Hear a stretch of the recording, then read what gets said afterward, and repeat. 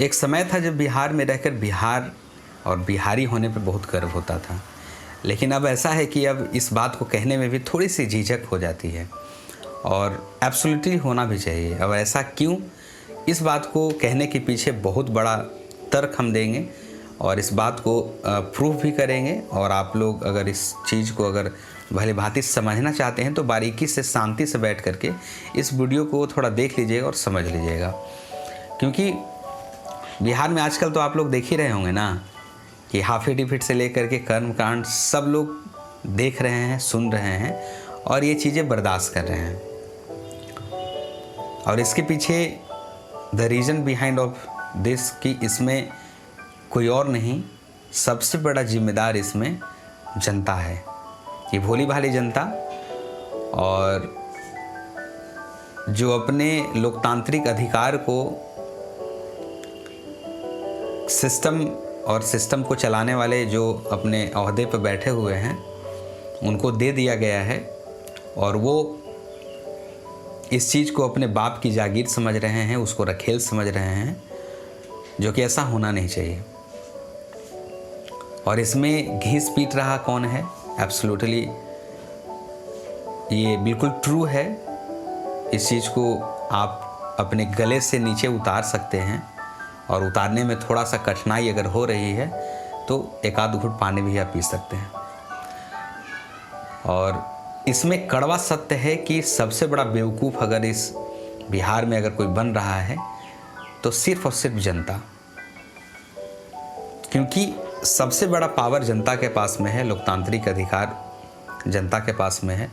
वो अपना राइट्स जो है, अपना अधिकार जो है, वो किसी न किसी वजह से, चाहे वो किसी के लालच में या किसी के बहकावे में, कुछ क्षणिक बातों में आकर के अपना जो अधिकार है वो सिस्टम को दे देते हैं, ये सोच करके कि हमारी जो दुर्दशा है, स्थिति है, समस्या है, जो वहाँ पे बैठे हुए लोग हैं या जिनको हम देने जा रहे हैं, वो हमारी समस्याओं को इस पृष्ठभूमि पर लाएंगे और उसको आसानी से सरल करके और उसको सुगम बनाने का प्रयास करेंगे। लेकिन हालांकि ऐसा हो नहीं रहा है। मैं इसलिए कह रहा हूँ कि आई एम बिहारी, मैं खुद एक बिहारी हूँ और बिहार से बिलोंग करता हूँ। और इस बात की जो भड़ास जो दिल में है वो बहुत पहले से थी, लेकिन धीरे धीरे कहते हैं ना कि हर चीज़ का एक समय सीमा होता है। अब वो मेरे अंदर से बिल्कुल अब ये एक्सट्रीम हो चुका है, हमारे सर के ऊपर से अब पार हो चुका है। तो एक जिम्मेदार नागरिक होने के नाते, एक बिहारी होने के नाते बिहार की छवि धूमिल हो रही है, जिसको ऊपर कोई बोले या ना बोले, लेकिन आई थिंक लोगों को बोलना चाहिए। और I have rights to discuss everything with our audience. तो मुझे लगता है कि इस चीज़ों को अपने साथ में, अपने ऑडियंस के साथ में, चाहे हमारे जितने भी नागरिक हैं उनके साथ में ये चीज़ें डिस्कस करनी चाहिए। आए दिन आप लोग देख रहे होंगे कि बिहार में, बिहार की जो स्थिति है, जो लोग ये सोच करके अब देख रहे हैं कि हमारा जनरेशन आगे की तरफ बढ़ रहा है, बेहतर होने की कगार पे है और एक हम लोग 2026 में आ चुके हैं। तो इस जनरेशन में और इस पीढ़ी में लोग हर कोई एक्सपेक्ट कर रहे हैं कि वो कुछ बेहतर हो सके। जो चीज़ें पहले नहीं थी वो अब वो धीरे धीरे उसमें सुधार आया जाए और उसके बाद में हर चीज़ एक लोग कल्पना कर रहे हैं कि बेहतर बिहार बनने का एक सपना हर कोई देखना चाहता है, चाहे वो एक मध्यम वर्गीय परिवार हो या लोअर क्लास फैमिली हो, अपर क्लास फैमिली हो। हर कोई चाह रहा है कि एक बेहतर तरीके से बिहार में बदलाव हो। लेकिन आए दिन आप लोग देख रहे होंगे कि बिहार में जो स्थिति है वो दिन प्रतिदिन, मतलब कि आप लोग देख रहे होंगे कि गंदी राजनीति की वजह से सिस्टम में बैठे वो जितने भी भ्रष्टाचारी लोग हैं उनकी वजह से सब कोई गुनहगार हैं इसमें, जनता की वजह से इसमें सब गुनहगार हैं। और इस चीज़ को भली भांति स्वीकारना पड़ेगा, नहीं तो अगर आप अपने ईगो पे ले लेते हैं सिस्टम या फिर नेता लोग या फिर जनता लोग, इस चीज़ को अगर आप अपने आड़े लेते हैं तो दिस इज़ नॉट पर्सनल। ये एक कम्युनिटी है और कम्युनिटी एक तरह से आप में किसी कोई भी डिसीजन अगर लोकतांत्रिक अधिकार के तहत सिस्टम में बैठ करके अगर आप लेते हैं तो दिस इज़ नॉट पर्सनल। यहाँ पे एक आप कोई भी फैसला लेते हैं, कुछ भी करते हैं, तो वो एक कम्युनिटी के ऊपर उसका इफ़ेक्ट पड़ता है।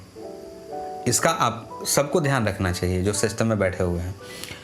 अब द पॉइंट इज़ कि यहाँ पे बिहार की छवि जो है वो धूमिल कैसे हो रही है और क्यों हो रही है। तो आए दिन आप लोग देख रहे होंगे कि बिहार में अगर कोई सबसे ज़्यादा अगर परेशान है तो आम जनता है। और क्यों है, इसके पीछे भी एक जेन्युइन रीज़न है कि जो बिहार की छवि एक नालंदा विश्वविद्यालय, मगध और अलग अलग तरह से जो उसकी छवि दिखाई जाती थी पृष्ठभूमि के ऊपर पूरे भारतवर्ष या ग्लोबली अगर हम देखा जाए तो उसके ऊपर अब धीरे धीरे वो चीज़ें धूमिल हो रही है। क्यों हो रही है? भ्रष्टाचारी लोग बढ़ गए हैं। भ्रष्टाचारी जो हैं वो भ्रष्टाचार करके खुलेआम सड़क पे घूम रहे हैं। सिस्टम में जो लोग बैठे हुए हैं वो अपने आप को तुर्रम खा समझ रहे हैं कि ये चीज़ों को मैं बेहतर कर रहा हूँ या बेहतर करने की हम कोशिश कर रहे हैं, बट ऐसा नहीं हो रहा है। हर चीज़ दिन प्रतिदिन बिगड़ते जा रही है और जो इलीगल तरीके से लोग काम कर रहे हैं वो उनका और बढ़ावा धीरे धीरे होते जा रहा है। रेपिस्ट रेप करके खुलेआम घूम रहे हैं, जिसके ऊपर ना तो कोई कार्रवाई हो रही है तो जब तक उनकी सुनवाई होती है तब तक वो काफ़ी चैन से वो ज़िंदगी में मज़े ले रहे होंगे या ले चुके होंगे। उसके बाद में स्टूडेंट जो छात्र हैं तो ये काफ़ी एक बड़ी समस्या है कि बेहतर जो देश का जो भविष्य होता है, बेहतर भविष्य अगर आगे किसी के ऊपर डिपेंड करता है तो हमारे युवा हैं, स्टूडेंट हैं, छात्र हैं, इनके ऊपर ही वो सारी चीज़ें, उनके कंधे पे जिम्मेदारियां होती है। लेकिन एक छात्र को ही अगर कमज़ोर कर दिया जाए, उनके राइट्स उनको बोलने पे मजबूर मतलब कर देना, सिस्टम के खिलाफ हो या किसी नेता के खिलाफ हो या किसी भी व्यक्ति विशेष के खिलाफ हो, तो ये सिस्टम ही खुद मजबूर कर रहा है उनको बोलने के लिए। क्यों? क्योंकि आए दिन आप लोग देख रहे होंगे कि एक परीक्षा जैसे ही हो नहीं रहा है, दूसरा ऑटोमेटिक पेपर लीक हो रहा है। अब ये कैसे हो रहा है, क्यों हो रहा है, एक सिस्टम के थ्रू हो रहा है, कैसे हो रहा है, ये एक जांच का विषय है। लेकिन परंतु आप लोग देख रहे होंगे कि ये चीज़ भलीभांति हो रही है। एक परीक्षा कंप्लीट हो नहीं रहा है, दूसरा का कांड हो जा रहा है।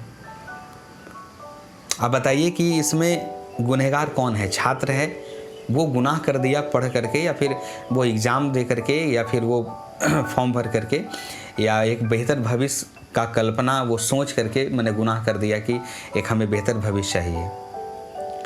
तो यहाँ पे किस चीज़ को आप सही कह सकते हैं? हर व्यवस्था के ऊपर बात की जा सकती है, आराम से डिस्कस की जा सकती है, चाहे वो चिकित्सा के ऊपर हो या फिर किसी भी डेवलपमेंट से रिलेटेड किसी भी सेक्टर से अगर बात की जाए तो हर एक पॉइंट्स के ऊपर अगर बात की जाए गंभीरता से बैठ करके, तो हर चीज़ में एक आपको फॉल्ट नज़र आएगा। सरकार के पास में काम करने का एक प्रॉपर ब्लूप्रिंट नहीं है। काम तो इनिशिएट कर दिया जाता है, ग्राउंड पे उसको लाने के लिए तैयारियां की जाती है, लेकिन प्रॉपर उसका गाइडलाइन नहीं होता है कि किस तरीके से होना चाहिए। ये एकदम क्या उसको बोला जाता है कि काम को बस प्लानिंग करके ग्राउंड पे उतार दो, जैसे जो करना है वो बस कर लेंगे लोग। सिस्टम में सबसे बड़ी खामियां ये है, करने से पहले नहीं तो उसका प्री प्लानिंग होता है, प्री प्लानिंग के बाद में पोस्ट प्लानिंग नहीं होता है कि किस तरीके से काम होगा, डिस्पोजल होगा, मॉनिटरिंग होगा, एवरीथिंग। बहुत ही एकदम गंदी स्थिति में ये सिस्टम चल रहा है, जिसको कहा नहीं जा सकता है, बयान नहीं किया जा सकता है इस चीज़ों को। और इसी कारण से मतलब कि जो हमारा जो सिस्टम है वो डगमगा रहा है। सिस्टम में कुछ लोग ऐसे लोग बहुत अच्छे लोग भी बैठे हुए हैं, लेकिन उनको काम करने से भी रोका जाता है।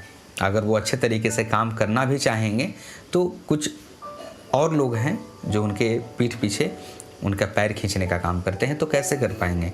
आप डेवलपमेंट की बात करते हैं, आप डेवलपमेंट करना नहीं चाहते हैं या फिर जनता को बेवकूफ़ बना करके ही रखना चाहते हैं कि नहीं आप बेवकूफ़ बन करके रहो, ना तो आप बोलोगे, ना तो आपके पास में जानकारी होगा, ना तो बोल पाओगे।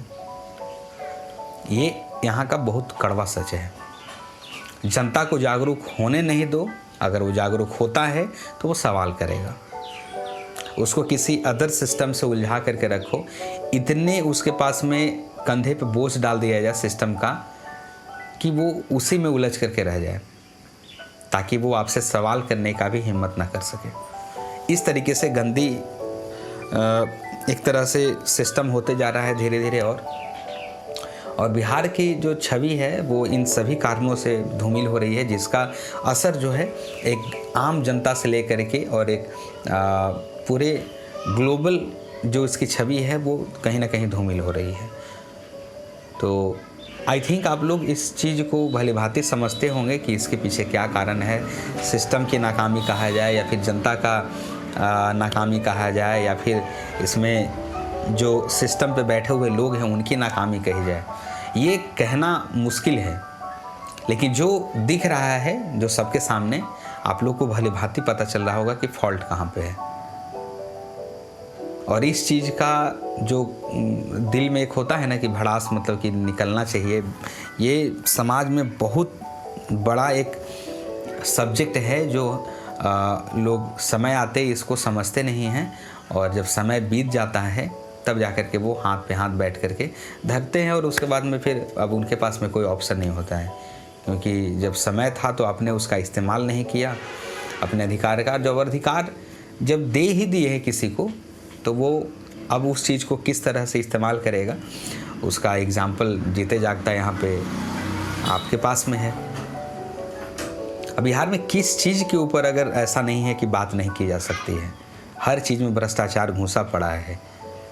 एक समय था जब कहा जा रहा था कि बिहार बहुत आगे, महिलाओं के लिए बहुत आगे के लिए सोच रहा है लोग, लेकिन यहाँ पर ना तो महिलाएं सेफ है, ना तो बच्चे सेफ है, ना तो छात्र सेफ है, ना तो आम जनता सेफ है।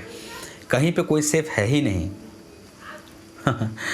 अब इसमें क्या कहा जाए, भ्रष्टाचारी और दिन प्रतिदिन भ्रष्टाचार करते जा रहे हैं, और इसमें आम जनता बेचारा क्या कर सकता है। उसके पास में ना तो पैसा है ना तो पावर है, वो बीच में बस एक पेंडुलम की तरह वो जूझ रहा है अपनी ज़िंदगी से, और ये सोच करके कि काश कोई ऐसा व्यक्ति आएगा, कुछ ऐसे दिन आएंगे जब कुछ बेहतर हो सकता है भविष्य में, या फिर बेहतर होने की कल्पना कर रहा है। और अगर कल्पना कर रहे हैं तो इसमें जनता को थोड़ा सा आगे बढ़ के सोचना पड़ेगा। और अपने देखिए, जनता तभी अपने बारे में, अपने बच्चों के बारे में, या फिर अपने समाज के बारे में, या फिर पूरे राज्य के बारे में, या किसी चीज़ के बारे में अगर सोचना चाहता है तो सबसे पहले अपने अधिकार को समझना पड़ेगा। आपका अधिकार है क्या? संविधान में बहुत कुछ है जो आप नहीं जानते हैं और आपको जानना चाहिए। और इस चीज़ को जब आप जान जाएंगे, अपने राइट्स को समझ लेंगे, तो उसका बखूबी आप इस्तेमाल कर पाएंगे। ना तो फिर उसके सामने कोई सिस्टम आपसे टकरा पाएगा, ना तो कोई बाहुबली टकरा पाएगा, नहीं तो कोई नहीं आपके सामने टिक पाएगा। क्योंकि यहाँ पे लोकतांत्रिक अधिकार में, आपके लोकतंत्र में सबसे बड़ा जो पावर होता है वो जनता के पास में होता है। उसका आप बखूबी संवैधानिक तरीके से उसका इस्तेमाल कर सकते हैं। तो खैर, the summary and the point of is कि अब समय आ रहा है बहुत जल्द। हम प्रयास करेंगे कि हमसे जितना हो सकेगा अवेयरनेस जो होगा वो हम झेलने के लिए तैयार हैं। और बाकी चीज़ हमारे पास में प्रॉपर, मतलब कि कुछ ऐसा मुझे पर्सनली कोई किसी बात से, किसी भी सिस्टम से, किसी भी तरीके से हम डरते नहीं हैं। और इस चीज़ को भली भांति हम बोलते हैं कि जिससे कुछ अगर किसी बात का डिस्कशन करना होगा, देन कमेंट बिलो आप कर सकते हैं। देन पर्सनली हम आपसे कम्युनिकेट कर सकते हैं, आपसे हम बात कर सकते हैं किसी भी सब्जेक्ट के ऊपर। और आप लोग भी थोड़ा सा सजग हो जाइए, क्योंकि बहुत कुछ है जो हम इसके बारे में विस्तार करके हम आप लोग को बताने वाले हैं। और आई थिंक बहुत जल्द भी आप लोग को हम कुछ एक विस्फोट देने वाले हैं आप लोगों के बीच में, जनता के बीच में। और ताकि आप लोग जागिए, अब नींद से जागिए, नहीं तो अब नहीं जागेंगे तो बहुत देर हो जाएगा।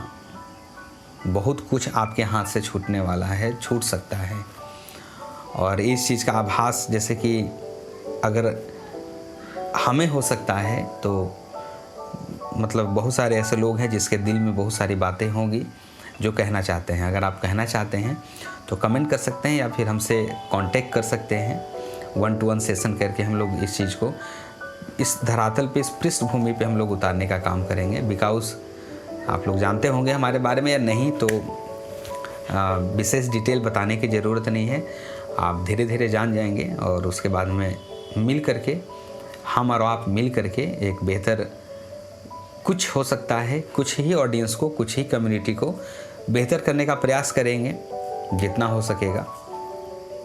तो आशा है कि आपको इस बातों से कुछ ना कुछ समझ में आया होगा कि हम क्या कहना चाहते हैं। Then definitely you can follow my page and absolutely आपका हेल्प बहुत ज़्यादा ज़रूरी है, क्योंकि जनता जनार्दन का अगर सपोर्ट नहीं रहेगा तो यहाँ पे डेफिनेटली कोई भी व्यक्ति कुछ नहीं कर पाता है और ना ही भविष्य में कुछ कर पाएगा। तो जनता जनार्दन की बहुत ज़्यादा आवश्यकता है आप लोगों की। तो आप लोग ज़्यादा से ज़्यादा आप लोग कमेंट कर सकते हैं अपना राय, और ऐसे ही प्यार देने के लिए फॉलो कर सकते हैं, सब्सक्राइब कर सकते हो, अलग अलग सोशल मीडिया प्लेटफॉर्म के ऊपर शेयर कर सकते हो इस चीज़ को, इस वीडियो को, ताकि लोग जो जहाँ बैठे हुए हैं वो अपने अधिकार को समझ सकें। और समझने के बाद में हो सकता है कि थोड़ा सा बदलाव आएगा जनता में भी, और हर किसी में भी ये बदलाव आ सकता है थोड़ा बहुत। Then definitely you have check out my all social media links and thank you so much. And इसी तरीके से आप लोग मोटिवेट रहिए, stay motivated, and thank you so much and bye bye.